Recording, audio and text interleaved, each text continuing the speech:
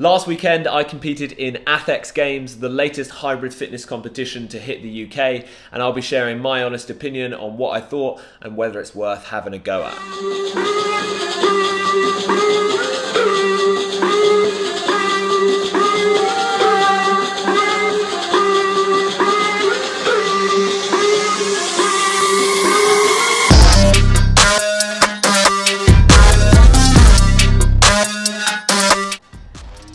The event consists of 3 separate workouts which you perform as a pair and are then scored in each one and overall. The workouts stay the same for all 4 competitions they have throughout the year, with a finals in December, and then they will change the workouts for the next year. At the moment it's just here in the UK, but they've got big plans to expand internationally.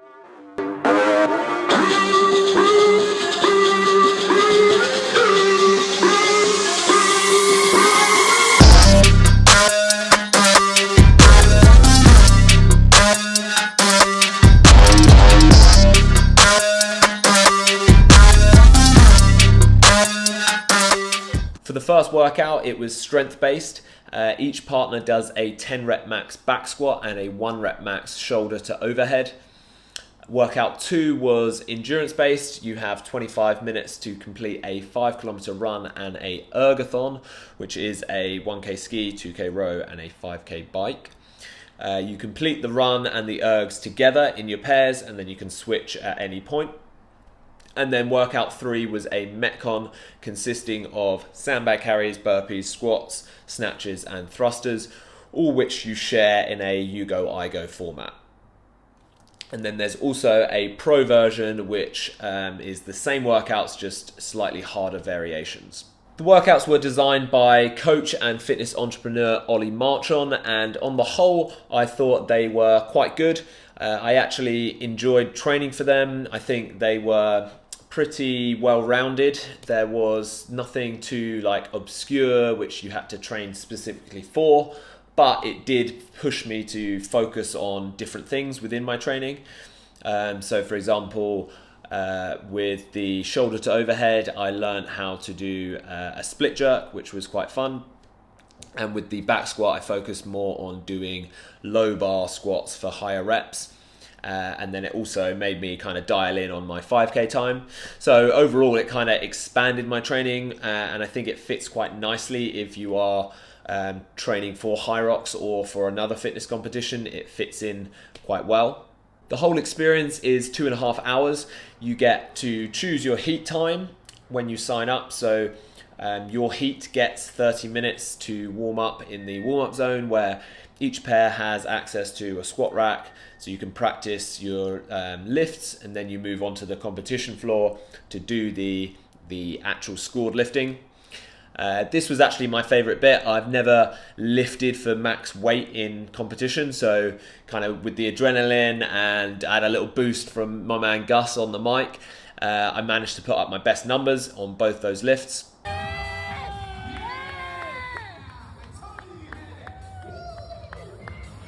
And then you get 10 minutes to sort yourself out, change any gear for the endurance event, and you get a debrief on the next workout, which was really helpful. The judges were clear, and I thought it was well organized, although I did think they kind of needed a mic or something, because it was quite hard to hear the judges over the music when they're explaining the next event.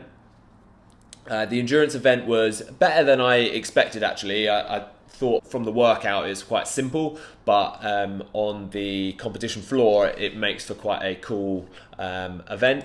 You've got the runner facing the ergs, so you can communicate with your partner if you need to, and for the ergs they had displays to show who was leading in your heat, which I thought was really cool, and it actually helped us push for the win at the last minute. I would have loved to have a screen for the run as well, and also maybe a board that showed the leaders from previous heats, because although I won my heat on the run, there were some mixed pairs and some female pairs in our heat, so we wasn't really racing them. I would have rather have raced people in our category or known what time we had to kind of beat. After the endurance event, you get 30 minutes in the recovery zone where you can refuel. I took some of my Hydra Builder with me, which I definitely recommend, but they also supply you with drinks and gels, and you can also get a massage or sit in the recovery boots, which I did. So they really do look after you well, and it's only open for the athletes that are coming off of the endurance event, so there's enough chairs and equipment for everyone. This is something I think HYROX could kind of improve upon, where their warm-up and their recovery areas can kind of get overcrowded. But I know it's difficult with larger numbers, so I really hope that ATHX continues with this, even if it grows to get busier. The last event was the Metcon, and I'm not going to lie, I was not ready for this. I'd sent it so hard on the second event that I was just about hanging on. I thought the Metcon was okay. I found it quite fun in training. I would have liked it to be either heavier in order to make the movements slightly slower, or use movements that are kind of easier to judge, because I think the judges did a good job, but when you are doing reps that are like so fast and there's lots of movement standards, it can be really hard to uphold quality standards all round, and it becomes a case of kind of like who didn't get pulled back on reps rather than who was the fittest and the fastest. One thing I think was missing was that kind of finish line feeling. I know it sounds silly, but that patch or medal, doesn't matter how small it is just satisfying to get at the end of an event. And I think HYROX do a good job of kind of closing their race. You have those sort of few seconds on stage where you feel accomplished, you get your photo, and then you hang out for a bit with the other competitors and watch the results come in.